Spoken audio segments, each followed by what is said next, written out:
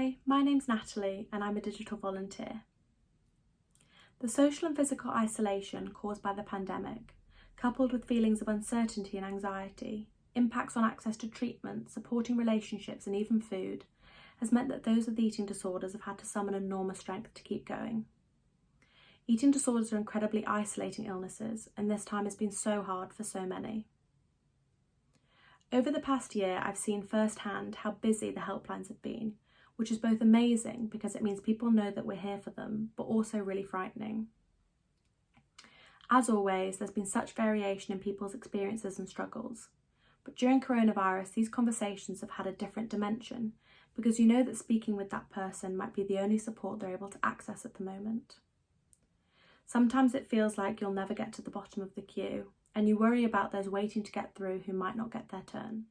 For me, the conversations I often remember most are those with carers of someone struggling with an eating disorder. It can be incredibly scary and frustrating to see someone you love go through something so difficult, to not be able to encourage them to access professional support or to have to provide that support yourself where there's delays in treatment, as we've seen during the pandemic. Something that might seem small, such as less face-to-face GP appointments, can be really terrifying if you're supporting someone with an eating disorder. It can be really difficult to keep hope that your loved one will get better.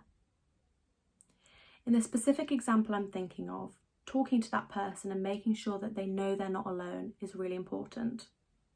Making sure they knew about the online support group we have dedicated to carers of those struggling with eating disorders, where they can share their experiences, learn from one another and offload their worries. Making sure that they also know that support for themselves is important, and having a close network of people to speak to can make such a difference.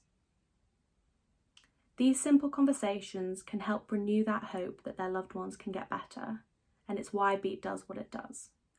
It's really difficult to put into words what being a Beat volunteer means to me.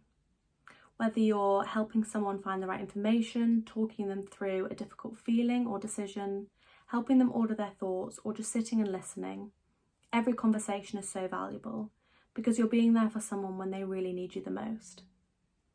It's rewarding, meaningful, empowering, but most of all essential. And I feel so grateful to get to be a part of something that I know plays a huge part in so many people's recovery.